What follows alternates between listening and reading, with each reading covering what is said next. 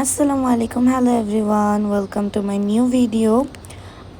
অনেক দিন ধরে দাঁতে ব্যথায় ভুগছিলাম, পরে চলে গেলাম ডেন্টিস্টের কাছে। আর অনেক দাঁতের সমস্যা ধরা পড়লো, আর এত ব্যথা দিছে, আর আমি তাকে এত বিরক্ত করছি।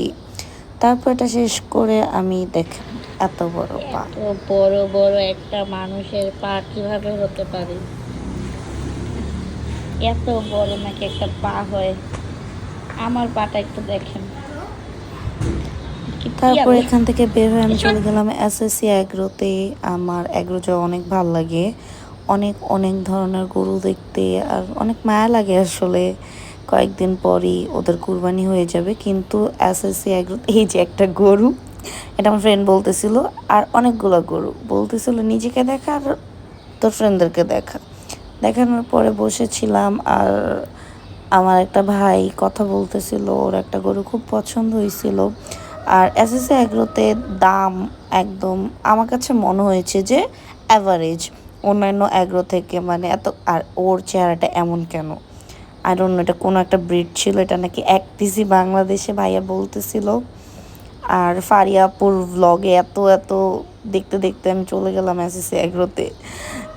তাছাড়া ওই যে ওই লাস্টে যে গরুটা, এটা হচ্ছে 8 লাখ টাকায় নাকি বিক্রি হয়েছে।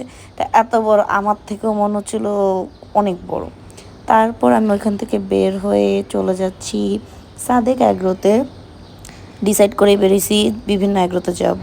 অ্যাগ্রোতে এসে পড়ছি, আর এসে শুনলাম এখানে কম বেশি সবই নাকি সোল্ড আউট। এখানে ভালো সুন্দর সুন্দর গরু ছিল, কিন্তু আমার মনে হয়েছে এত বেশি দাম।